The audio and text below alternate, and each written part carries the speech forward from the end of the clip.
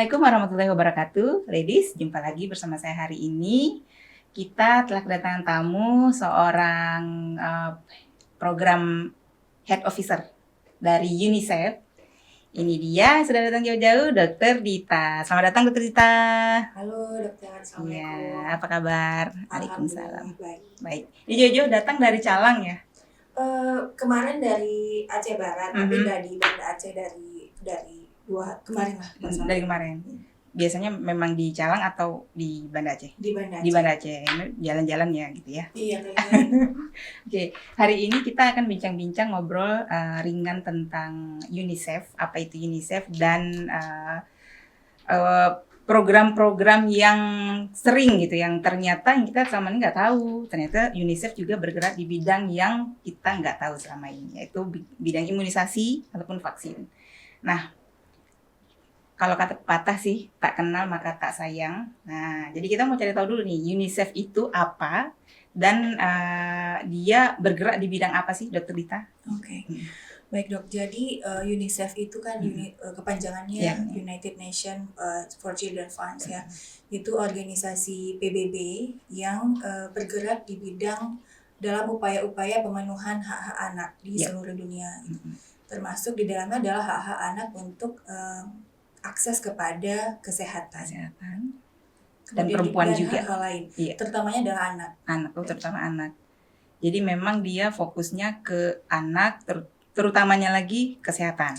Tidak hanya kesehatan tapi juga ada perlindungan anak di dalamnya, ada hal-hal lain juga yang semuanya menyangkut terhadap kesejahteraan anak. Kesejahteraan anak. Jadi luas ya sebenarnya ya program cakupannya. Nah, kalau untuk ini kan kalau organisasi dunia itu namanya organisasi dunia. Jadi dia bekerja sama dengan pemerintah gitu ya. Kalau dalam hal ini UNICEF bekerja sama mitra kerjanya dengan Dinas Kesehatan. Dengan pemerintah Aceh. Dengan pemerintah Aceh. Di level nasional dengan pemerintah pusat. Di provinsi kita dengan pemerintah Aceh. Baru selanjutnya nyebar sampai ke puskesmas tingkat paling bawah. Kalau di kesehatan kita ya dari level mulai dari Dinas Kesehatan di tingkat provinsi, kabupaten sampai ke puskesmas. Iya gitu ya. Jadi cakupannya luas sebenarnya ya, sampai ke perifer atau fasilitas kesehatan tingkat pertama. Iya, betul. Nah, apa sih strategi yang digunakan oleh UNICEF ini untuk meningkatkan kesadaran masyarakat tentang imunisasi? Yang salah satunya tadi kan programnya tentang imunisasi dan vaksin gitu pada anak. Jadi memang sebelum kita ke situ kita perlu tahu dulu ya dok ya, bahwa imunisasi di Aceh ini setidaknya dalam 5 tahun ini ya turun terus cakupannya. Cakupannya selalu kita setiap tahun itu di bawah lah, urutan paling bawah se-Indonesia. Se-Indonesia. Okay. Padahal dulu sebelum-sebelumnya kita pernah mencapai capaian yang cukup bagus. Bisa di atas 80%, tidak jauh-jauh lah dari provinsi lain yang ada di seluruh Indonesia. Tapi mulai turun sekali itu tahun 2018 sampai sekarang itu masih terus turun cakupannya, tidak naik-naik, sehingga kalau kita lihat apa penyebabnya itu banyak sekali penyebabnya kenapa. Kemudian kalau tadi dokter tanya apa sih yang menjadi strategi utamanya. Kita kalau lihat tantangannya itu mulai dari sisi masyarakat ada tantangan sendiri, dari sisi penyedia layanan imunisasinya juga ada tantangan. Jadi strateginya kita harus mencakup keduanya. Bahkan tambah satu lagi dari sisi kebijakan pemerintahnya. Jadi dengan UNICEF kita melakukan advokasi kepada pemerintah baik di level provinsi maupun kabupaten kota. Kemudian dari sisi layanan kita coba kuatkan kualitas layanan. Misalnya nih, teman-teman nakes punya kemampuan atau pengetahuan atau skill menyuntik yang sangat baik. Betul.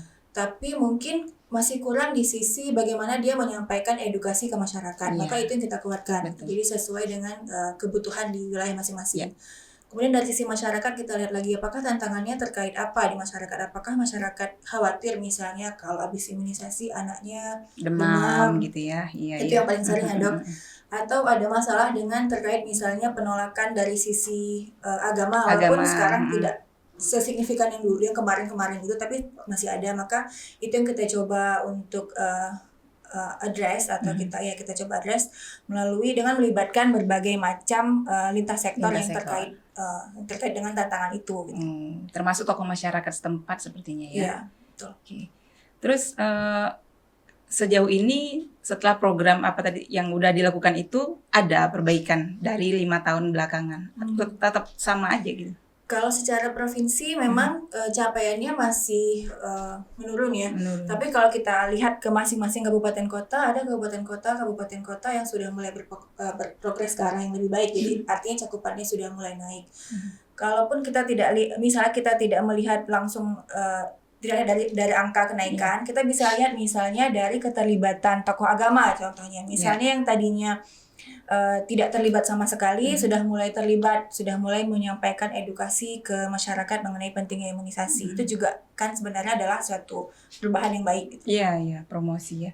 Kalau kita simpulkan, kenapa ya penyebab kok pada nggak mau gitu imunisasi? Kan cakupannya makin turun gitu. Kira-kira tuh apa tuh menurut pengalaman Dr. Dita? Kalau berdasarkan pengalaman kita turun ke lapangan, kalau dari sisi masyarakat yang nomor satu adalah mereka takut efek sampingnya. Yang katanya demam. Ya, padahal demam kan kalau kita orang tua tahu anak tumbuh gigi pun demam itu demam. Juga. Jadi tidak perlu terlalu khawatir dengan yang namanya demam pasca imunisasi. Tapi itu yang sangat ditakuti sama orang tua. Kemudian bertambah lagi dengan banyak isu-isu di sosial media nih. Kadang suka haram gitu ya. Mungkin kalau sekarang kalau 2018 isu haram itu tinggi. Itu kan udah ada sertifikat halalnya kan. Sudah ada fatwa MUI-nya. Iya. Tapi kalau sekarang tuh lebih isunya adalah memang takut efek samping. Seperti yang baru-baru ini imunisasi HPV yang untuk kanker serviks. Kanker itu kan katanya bisa menyebabkan anak menjadi berperilaku seks bebas. Itu beredar di media sosial dan dipercaya oleh orang tua. Bahkan guru juga ada yang percaya. Harusnya gitu. Kan guru nih punya tingkat literasi yang lebih baik Jadi hal-hal seperti itu semakin membuat orang tua itu takut anaknya diimunisasi. Jadi tadi mulai dari efek samping, kemudian banyak sekali berita yang beredar di sosial media. Itu tantangan paling besar dari sisi masyarakat. Terus dari itu semua ada nggak upaya yang dilakukan untuk itu kan berarti edukasi mungkin ya masyarakat yang kurang tersentuh dengan edukasi. Ada nggak upaya yang dilakukan dari UNICEF sendiri? Memang untuk edukasi saat ini UNICEF kita memfokuskan kepada edukasi via teman-teman tenaga kesehatan. Karena dari hasil survei, jadi sebenarnya UNICEF dengan lembaga survei, saya lupa namanya apa, itu melakukan survei setiap tahunnya, dan hasilnya adalah memang yang paling dipercaya masyarakat adalah tenaga kesehatan nomor satu. Walaupun itu tidak spesifik untuk konteks Aceh ya. Ini kalau untuk konteks Aceh kita perlu lakukan survei sendiri lama lagi gitu ya. Itu kenapa kita nomor satu adalah menguatkan edukasi via teman-teman tenaga kesehatan. Itu kenapa selain kita mencoba untuk meningkatkan kualitas pengetahuannya, juga kemampuan komunikasinya. Yang kedua tentunya karena ini konteks Aceh, kita tidak lupakan bahwa tokoh agama sangat punya peran juga. Jadi itu kenapa juga dari sejak waktu masa-masa COVID-19 kita sudah mulai melibatkan lebih intensif lagi dengan tokoh agama, dengan Himpunan Ulama Daerah Aceh. Dan yang sekarang sedang berjalan itu dengan para penyuluh agama yang ada di bawah Kemenak, Kementerian Agama. Terus dari situ berarti ada program-program dari UNICEF lainnya untuk seperti peningkatan skill buat para nakes-nakes ini ya, seminar gitu ya. Dari situ nanti baru puskesmas kali ya yang melakukan edukasi ke masyarakat. Iya gitu. Dan sejauh ini belum ini juga, maksudnya tetap aja angkanya segitu-segitu aja kayaknya ya. Kalau lihat angka capaiannya kalau secara provinsi itu memang masih rendah. Tapi kalau kita mungkin melihat membagi ke kabupaten dan ke puskesmas itu ada mulai peningkatan. Ya. Mungkin ada hubungannya dengan pasca Covid kali ya. Orang kan jadi kayaknya momok besar kali gitu, trauma gitu kan. Padahal mungkin kalau kita lihat dari tahun-tahun sebelumnya, waktu kita kecil-kecil dulu, tahun 80-an, 90-an, itu kan semua anak-anak tuh wajib tuh diimunisasi dari TK, SD kalau nggak salah ya. 9 imunisasi wajib, terus tambah TK dan SD, kalau saya nggak salah. Dan itu cukup cukup efektif mengurangi beberapa risiko-risiko penyakit yang memang bisa dicegah, Iya, gitu betul, Dok. kan. Ya, Mm-mm. betul, Dok. Habis setelah pasca COVID itu banyak curiga juga ya. Iya. Curiga kepada imunisasi ini. Iya. Sayangnya itu kenanya ke imunisasi rutin yang kayak seperti dokter Iya, yang sampaikan bilang, sudah ada dari kita kecil. benar. Mencurigai ini apalagi nih, vaksin apalagi Iya, nih, iya, proyek iya. apalagi nih, hal kayak gitu sering muncul dari masyarakat. Jadi parno lah berarti ya. Iya. Padahal itu udah lama ada dan bukan yang baru yang menyebabkan kita bisa curiga apa-apa. Iya, betul. Iya betul, ini jadi PR nih buat teman-teman yang di Nakes Perifer 1 tuh. Jadi gimana caranya masyarakat itu bisa teredukasi dengan baik sehingga dia nggak takut untuk melakukan imunisasi, minimal imunisasi yang wajib tuh Pak, yang sampai usia berapa tuh? Usia sekolah sampai usia 18 bulan. 18 bulan. Lanjutannya waktu SD sampai kelas ya, 6. sampai kelas 6. Kelas 1, kelas 6 nggak salah ya. Sekarang kelas 1, kelas 2, kelas 5, kelas 6. Nah, itu bagaimana caranya? Tuh, ini pertanyaan sekaligus PR nih buat teman-teman Nakes di Vaskes 1 terutama. Bagaimana caranya masyarakat bisa terbuka wawasan dan pikirannya sehingga dengan kesadaran sendiri gitu, dia jadi mau melakukan imunisasi, minimal imunisasi rutin dulu yang wajib gitu, yang baik 9 imunisasi wajib tadi ya. Terus apa lagi? Nah, sebenarnya ada tantangan tersendiri nih buat kita para nakes yang bekerja di Vaskes 1. Karena saya juga pernah bekerja di Vaskes 1. Jadi memang sebenarnya tantangan teman-teman yang di Vaskes 1 untuk program pemerintah itu luar biasa.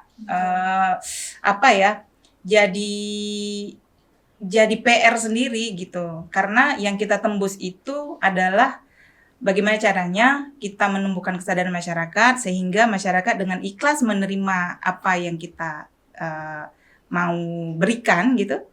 Dan dengan kesadaran penuh nih masyarakatnya datang ke situ. Karena kadang-kadang kan dia bukan yang door to door. Ada yang door to door. Mungkin pada saat capaian imunisasinya tidak tercapai, baru teman-teman tuh door to door melakukan imunisasi. Itu kan masyarakat biasanya dikumpul 1 bulan 1 kali gitu kan. Dari situ aja nanti begitu ada terdengar kabar satu orang aja yang bilang kok apa pergi ke sana gitu kan, nanti anaknya kena ini itu lumpuh, itu kan masyarakat yang ditakutkan itu selain demam habis diimunisasi lumpuh nggak bisa jalan. Pernah dengar kan kasus-kasus kayak gitu. Nah itu untuk brainwash masyarakat itu sangat susah gitu. Jadi banyak tokoh yang kita perbantukan di situ. Termasuk waktu itu kalau saya nggak salah tuh ada Kades kepala desa, kemudian perwakilan posyandu tuh ibu-ibu PKK. Ibu-ibu PKK itu sama lini yang paling bawah lah. Lini paling bawah berarti ibu-ibu PKK. Gitu. Karena semakin lini paling bawah, kayaknya mereka lebih percaya deh sama ibu-ibu PKK itu. Menurut saya gitu. Iya. Betul tuh Dok. Tadi yang untuk teman-teman nakes ya. Satu lagi yang paling penting adalah teman nakesnya harus jadi contoh. Role model. Nah, betul. Jangan sampai justru teman-teman nakes yang tidak mau anaknya diimunisasi. Dan karena itu ada dia. Iya. Jadinya kan masyarakat lihat lah dia anaknya aja nggak diimunisasi. Betul. Gitu. Apalagi kita. Itu PR kan buat teman-teman nakes ya. PR ya, ingat. Terus tadi kan memang kampanye, salah satunya kan melakukan kampanye yang melibatkan banyak tokoh, termasuk tadi tokoh agama, kemudian kalau sekolah saat ini UNICEF itu membantu untuk, jadi di nasional itu ada yang namanya Gerakan Sekolah Sehat di bawah Kementerian Pendidikan, tapi juga Kemendak bergabung di situ. Wadahnya ada namanya TPUKS, Tim Pembina Usaha Kesehatan Sekolah. Di situ ada 5 sehat yang didorong, sehat gizi, sehat imunisasi, sehat lingkungan, sehat jiwa, dan satu lagi sehat fisik. Nah, di mana salah satu ada sehat imunisasi. Harusnya ini memang TPUKS ini yang bertanggung jawab untuk memastikan bahwa kelima upaya sehat ini dilakukan di semua sekolah. Iya. Sekolah negeri ya, kalau swasta? Dan swasta juga. Karena TPUKS itu kan membawahi semuanya, termasuk di dalamnya ada Kemendak juga. Berarti tingkat SD? Beda-beda. Kalau yang Beda. imunisasi memang PAUD dan SD, PAUD tapi dan SD. kalau untuk yang seperti gizi, sehat jiwa, sehat lingkungan itu kan masuk juga sampai level tingkat Remaja. SMA. Oh iya, oke. Ya benar nih. Mm-mm. Ya. Terus apa namanya? Sejauh ini upaya-upaya yang udah dilakukan kayak tadi kan sudah menggerakkan, bukan menggerakkan ya, kalau menggerakkan lebih ke nyuruh gitu ya. Pendekatan yang dilakukan dari teman-teman nakes, kemudian juga ada tokoh ulama, pemerintah sendiri perannya terkait imunisasi, apakah berjalan sinergi gitu, atau dia punya program sendiri nih yang berbeda dengan UNICEF gitu? UNICEF ini kan sebenarnya mendukung pemerintah. Jadi program pemerintah lah yang didukung oleh UNICEF. Jadi seharusnya gitu memang ya. sudah berjalan bersama. Iya. Seperti di Aceh misalnya imunisasi kita sudah dorong adanya peraturan gubernur untuk imunisasi keluar akhir tahun 2023.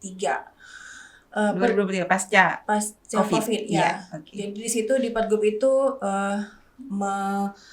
disebutkan apa saja peran masing-masing SKPA terkait untuk meningkatkan cakupan imunisasi di Aceh.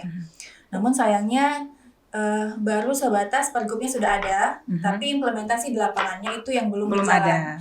Jadi mungkin dari pihak pemerintah perlu untuk memastikan bahwa setiap regulasi yang dikeluarkan itu diimplementasikan dan kemudian dimonitoring bagaimana hasil kinerja masing-masingnya gitu. Itu yang mungkin perlu untuk dikuatkan lagi di tingkat pemerintah kita, baik belum jalan memang ya. Belum maksimal. Ya, karena kita sekarang kan fokusnya mulai dari nasional sampai ke bawah itu stunting ya. Walaupun sebenarnya imunisasi masuk bagian dari intervensi penurunan angka stunting. Iya, betul. Itu kenapa kalau kita lihat kenapa angka stunting di Aceh tinggi, salah satu kontributornya adalah memang capaian imunisasi kita rendah. Capaian rendah imunisasi, anak-anak sering kena penyakit infeksi, akhirnya dia tidak bisa tumbuh optimal gitu kan, sering sakit. Bener tuh. Jadi kalau sekarang yang lagi heboh-heboh itu justru stunting ya. Sedikit apa stunting gitu kan, gini ya tangannya stunting. Tahu nggak tahu ya? Oke.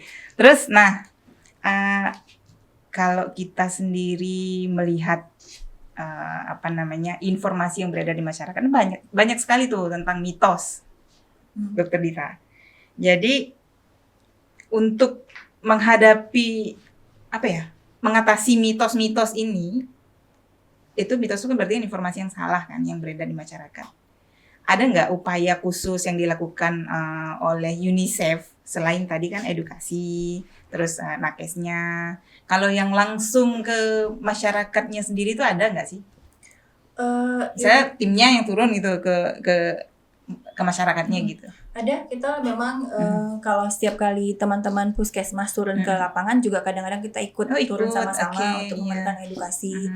Kalau hal kayak gitu kadang kita suka bawa itu ke membawa pikiran mereka ke lebih logis. Misalnya kayak kalau bayi baru lahir itu kan suka masih ada ya yang taruh koin di pusat. Itu sebenarnya kan resiko untuk tetanus. Jadi kita bawa itu ke mereka supaya berpikir lebih logis, apakah itu logis atau enggak tindakan-tindakan seperti itu dan resikonya apa aja. Iya, kita juga ikut turun ke lapangan untuk bantu edukasi. Termasuk juga lewat sosial media.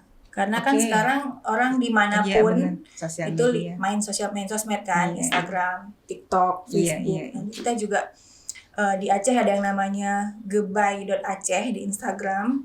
Gebay.aceh. Itu panjangnya apa? Gebay itu sebenarnya plesetan dari kebal.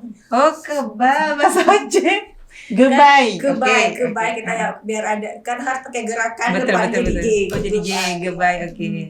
Kemudian di level nasional juga UNICEF kerjasama ada namanya RCCE, Risk Communication and Community Engagement. Jadi mereka juga sangat sering untuk menyebarkan informasi terkait dengan imunisasi. Termasuk juga Dinkes dengan Promkes Aceh kita sama-sama bekerja sama ya. Jadi memang mitra kerja itu harus sinergi ya, sejalan gitu ya. Kalau nggak bisa pincang. Kalau mitos yang sering beredar tadi, selain demam itu kan memang udah pasti ya, demam. Terus lumpuh itu yang pernah kita hadapi di lapangan. Mitos-mitos lain yang booming itu apa sih? Yang lain mitos, sebenarnya bukan mitos ya, tapi Mhm. lebih ke informasi yang salah. Yang salah. Misalnya kayak bahwa tidak perlu imunisasi, cukup Mhm. ASI aja. Mhm mhm mhm. Karena ASI sudah diberikan oleh Allah, udah Mhm. ASI Udah yang lengkap terbaik, udah gizinya katanya lengkap gitu ya. ya. Mhm. Jadi kita suka sering meluruskan bahwa ASI dan imunisasi itu tidak saling menggantikan, tapi saling melengkapi gitu. Iya. ASI dia buat imunitasnya secara umum, anaknya Mhm. punya ketahanan tubuh yang bagus, imunisasi khusus yang khusus gitu. Iya, Kalau betul. misalnya kayak imunisasi BCG, Mhm. khusus untuk penyakit TBC. Iya. Itu ASI tidak bisa mencegah TBC dengan ASI, harus dengan Harus imunisasi dengan gitu. imunisasi. Jadi mereka sifatnya saling melengkapi. Mhm. Itu kalau informasi yang salah. Kalau yang mitos-mitos lain sebenarnya yang lebih lucu-lucu. Mhm. Kalau kita mungkin lihatnya lucu ya, tapi masyarakat Mhm. percaya. Mhm. Kayak misalnya ingat nggak dulu yang waktu COVID yang ada tempel koin, yang nempel koin bisa Bisa. magnet, Oh, chip. iya iya iya iya Iya, iya iya. divaksin katanya vaksinnya ada magnetnya gitu. Iya, itu masih Masih banyak, ya? masih ada. Atau yang ini untuk depopulasi. Iya depopulasi itu kan Depopulasi. gencar kali ya. Iya. Yang terakhir itu tadi yang vaksin HPV bisa menyebabkan anak berperilaku seks bebas. Seks bebas. Padahal kalau secara logis kita pikirkan nggak mungkin ya. Iya. Di mana kaitannya? Tapi Nggak ada di masyarakat kaitannya. itu masih mudah dipercaya. Mungkin Iya karena betul. kemampuan literasi masyarakat kita juga Kan beda-beda. malas membaca ya. Terus apa? Yang bilang kalau misalnya habis anak bayi lahir dilakukan imunisasi BCG, nanti bisa kena atau apa tadi TBC ya. Nanti habis imunisasi bisa kena penyakit itu. Iya, itu Kan juga itu ada. salah satu apa namanya kendala gitu buat masyarakat jadinya nggak pengen. Nah, kita ini sedikit. Sebenarnya manfaat dari imunisasi itu apa sih Dok Dita? Dijelaskan sedikit atau mungkin imunisasi itu apa gitu. Jadi imunisasi ini kan sebenarnya adalah upaya untuk membuat tubuh menjadi kebal penyakit tertentu gitu. Dengan cara memberikan bisa disuntik atau ditetes virus ataupun bakteri yang sudah mati atau sudah dilemahkan supaya tubuh kita merespon terhadap pemberian imunisasi itu dengan membentuk kekebalan tubuh yang khusus. Iya. Jadi misalnya imunisasi hepatitis B khusus untuk mencegah penyakit hepatitis B. Tidak bisa mencegah penyakit influenza misalnya. Jadi sifat perlindungannya khusus. Jadi selain untuk memberikan perlindungan individu, imunisasi juga kalau misalnya banyak anak yang diimunisasi itu memberikan perlindungan kelompok atau herd immunity. Karena di komunitas kita, di lingkungan kita pasti ada anak-anak yang tidak boleh menerima imunisasi. Iya betul. Contohnya misalnya anak-anak yang dengan sedang pengobatan jangka panjang, itu kan tidak boleh menerima imunisasi. Jadi dengan kita memberikan imunisasi anak-anak di sekelilingnya, maka kekebalan ke kelompok itu tinggi. Ibarat kita punya halaman, kita punya pagar yang tinggi, tertutup, tidak bisa kambing datang makan tanaman kita. Itu jadi juga siapapun yang di dalam itu aman gitu. terlindungi. Jadi selain ada fungsi individu, juga ada fungsi proteksi sosialnya. Nah, bener nih. Itu ya, jadi teman-teman atau masyarakat luas itu bahwa ternyata imunisasi itu penting. Kenapa? Dia akan sangat berguna dalam upaya pembentukan antibodi, terutama fokusnya ke anak, sehingga apa? Nantinya sang anak akan kebal gitu terhadap penyakit yang memang beneran datang gitu. Jadi bagaimana caranya kok bisa kebal? Jadi tadi salah satunya dimasukkan bakteri atau virus yang sudah dilemahkan atau yang sudah mati ke dalam tubuh, baik itu suntik maupun tetes, sehingga badan kita, tubuh kita akan reaksi pertamanya adalah membentuk antibodi. Nah, pada saat badan kita membentuk antibodi tadi, itu yang muncul reaksi apakah demam salah satunya ya. Kemudian paling sering sih demam tadi. Demam itu sendiri adalah reaksi yang muncul pada saat si badan kita membentuk antibodi. Sehingga antibodi itu apa? Antibodi itu adalah seperti perisai atau tameng. Sehingga badan kita sudah mengenal, oh kalau masuk kuman TBC yang beneran nih, dia sudah mengenal kuman TB tadi dan dia sudah ada tamengnya. Jadi kuman TB itu udah nggak bisa masuk lagi karena sudah ada tameng.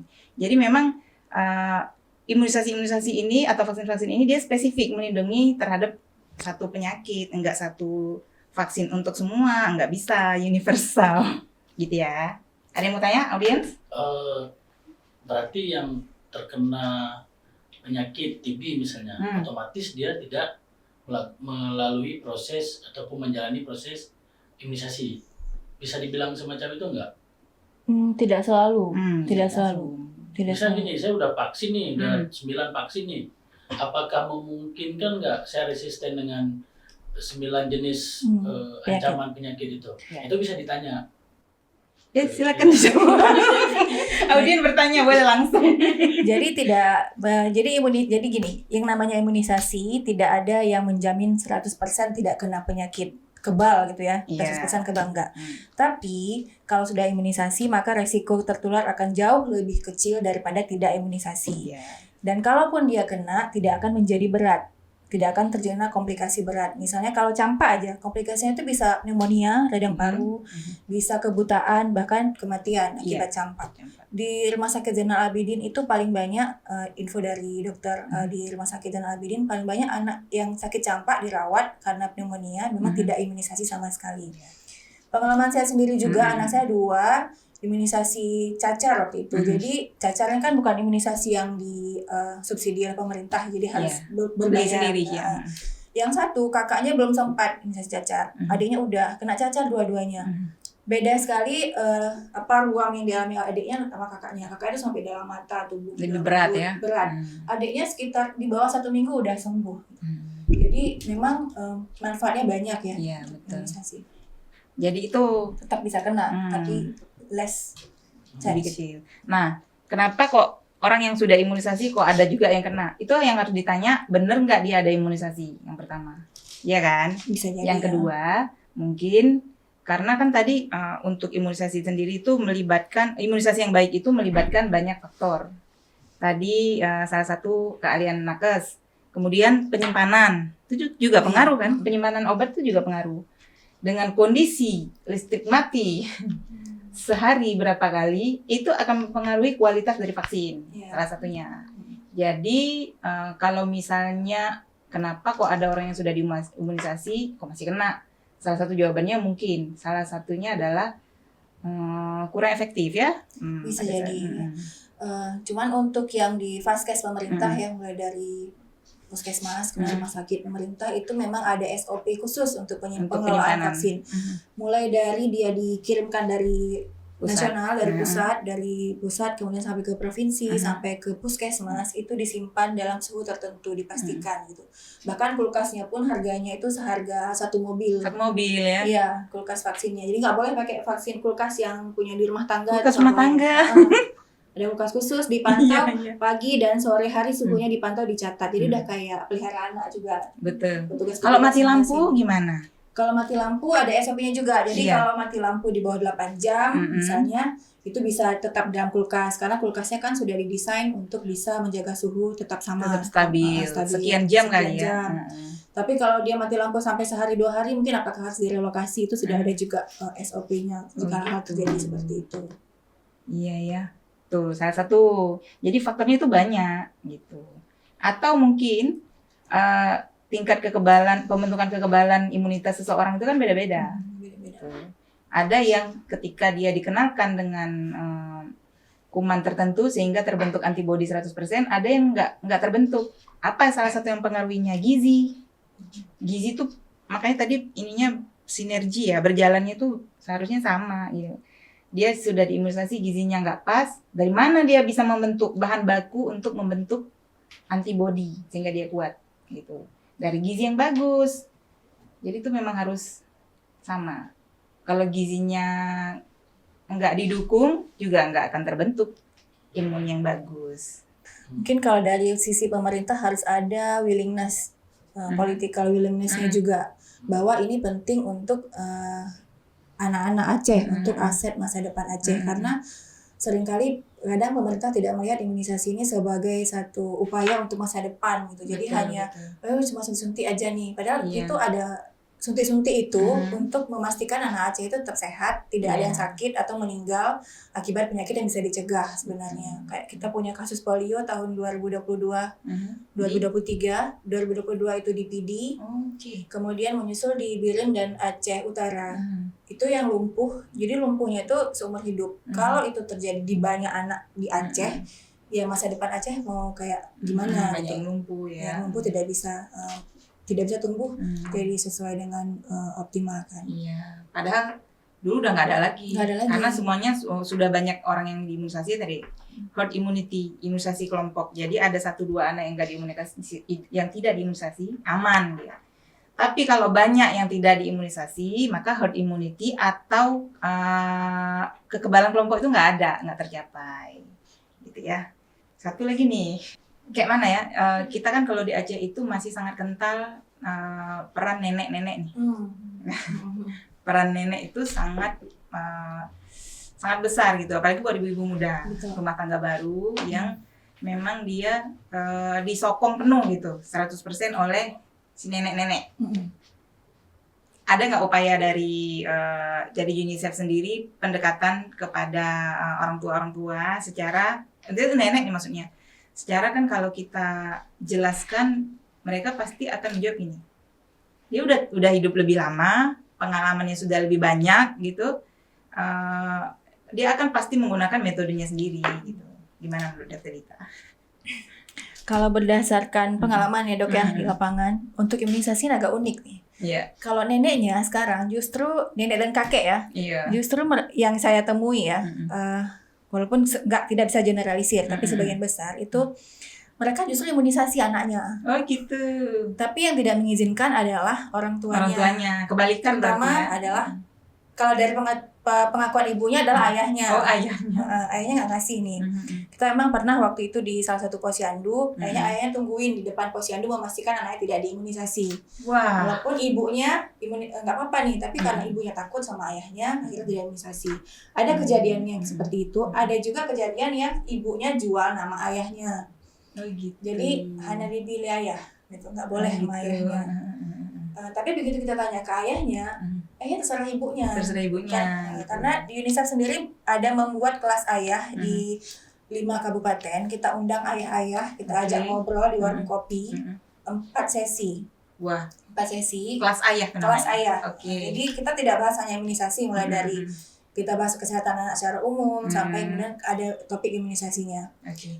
Dari kelas ayah itu dari 5 kabupaten, secara umum hampir semua ayahnya sebenarnya menyerahkan keputusannya ke istrinya, ibunya.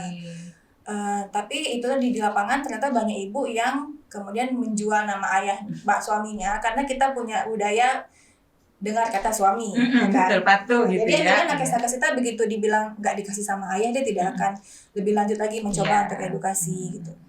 Walaupun ada juga memang ayah yang keras yang menolak, tapi yang kasus-kasus dipakai namanya juga banyak gitu ya. Jadi edukasinya harus dua-dua, harus ayah, ibu, dan ada juga sih yang nenek-nenek kakek, ada juga segelintir, tapi yang kita dapatkan tidak terlalu untuk imunisasi.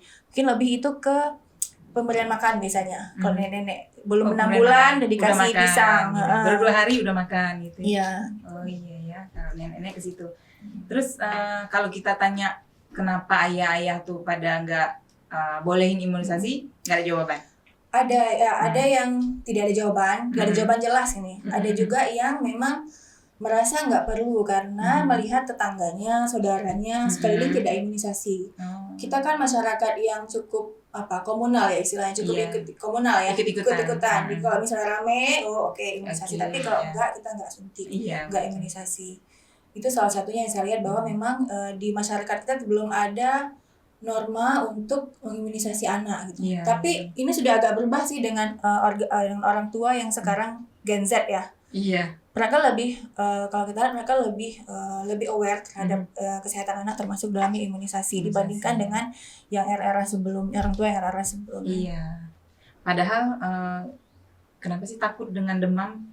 Kalau kita pikir-pikir itu kan tadi reaksi yang ditimbulkan dalam hal badan tuh lagi mempersiapkan antibodi gitu. Malah kadang kalau kita nggak mau demam kan ada imunisasi yang dipilih nggak mau demam. Ada satu part yang nggak ada malah di dalam vaksin tersebut yang dimasukkan yang diimunisasikan ke anak gitu, malah lebih minus jadinya kan, kurang gitu. Jadinya apa? Pada saat nanti dia terpapar lagi dengan kuman tersebut, ya jadi gitu ya kan. Memang di UNICEF itu kan salah satu mandatnya adalah advokasi untuk pemenuhan hak anak, termasuk dalamnya adalah hak untuk mendapatkan imunisasi. Contoh tadi hasil advokasi yang kita lakukan ada pergubnya, namun lagi-lagi implementasi dari pergub itu tidak dilaksanakan, belum dilaksanakan di lapangan secara optimal gitu. Misalnya salah satunya Dinas Pendidikan memantau hasil capaian imunisasi anak sekolah, itu belum semua melakukan hal seperti itu. Jadi masih banyak sekolah menutup pintu. Pada saat pelaksanaan bulan imunisasi anak sekolah, masih ada sekolah-sekolah yang tidak mau bekerja sama, misalnya tidak mau membiarkan anak-anak diimunisasi. Dan Dinas Pendidikan juga masih ada yang belum melakukan apa-apa, lihat aja gitu kan. Hal-hal seperti itu. Jadi memang sepertinya untuk poin leadership di kita itu masih belum terlalu optimal. Itu mungkin harapannya dengan pemerintah kita yang baru nanti, dengan Bapak Gubernur yang baru, kemudian Bupati Wali Kota yang baru, mudah-mudahan imunisasi ini bisa jadi prioritas untuk bagaimana bisa capaian kita naik, jangan lagi yang rendah-rendah ya. Dan berbarengan gitu dengan angka stunting tadi ya, dengan capaian imunisasi yang naik, stuntingnya jadi turun gitu. Jangan juga nambah dia, stunting nambah, imunisasinya capaiannya rendah, kebalikan. Jadi ternyata ada tuh upaya-upaya dari pemerintah yang sudah dilakukan dalam upaya untuk meningkatkan capaian imunisasi. Ya balik lagi tadi kesadaran penuh dari orang tua untuk membawa anaknya untuk melakukan imunisasi. Untuk kalau sekolah imunisasi sekolah itu kan banyak orang tua yang menolak. Itu apakah disertakan dengan, kalau kami operasi itu ada namanya SIO, surat izin operasional, surat izin operasi. Kalau imunisasi gimana? Ada? Enggak, sebenarnya seharusnya imunisasi itu kan udah jadi program wajib pemerintah, jadi tidak perlu ada informed consent, surat dan izin tertulis gitu ya. Bahkan sudah di dalam peraturan Menteri Kesehatan juga disebutkan bahwa tidak ada perlu informed consent. Tapi di lapangan karena memang sekolah ini takut, akhirnya sekolah membuat informed consent sendiri gitu. Sebenarnya nggak perlu, dan akhirnya biasa orang tua begitu dihadapkan dengan surat seperti itu akan menjawab tidak setuju. Atau kalaupun kadang-kadang ada juga nih yang anak-anak yang usil ya, dia ngisi sendiri karena dia takut disuntik, izinnya tidak setuju, akhirnya dia nggak diimunisasi. Ya. Sehingga itu salah satu yang bikin capaiannya kok turun terus ya.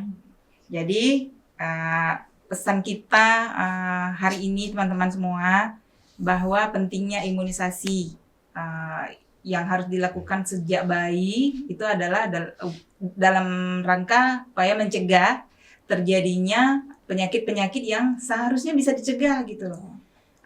Dengan kita tahu apa itu pentingnya manfaat imunisasi, sehingga kita bisa mencegah nih terjadi lagi penyakit polio misalnya, atau tingginya angka tetanus gitu ya, atau tingginya angka pertusis. Nah, sementara yang program-program yang sudah dilakukan oleh teman-teman Nakes berbarengan dengan UNICEF tadi adalah bagaimana mencegah si penyakit-penyakit yang bisa dilokalisir untuk tidak booming lagi dengan cara melakukan imunisasi. Dan untuk bisa mencapai target capaian imunisasi yang bagus, yang tinggi, itu adalah dari ibu-ibu keluarga-keluarga muda, ya.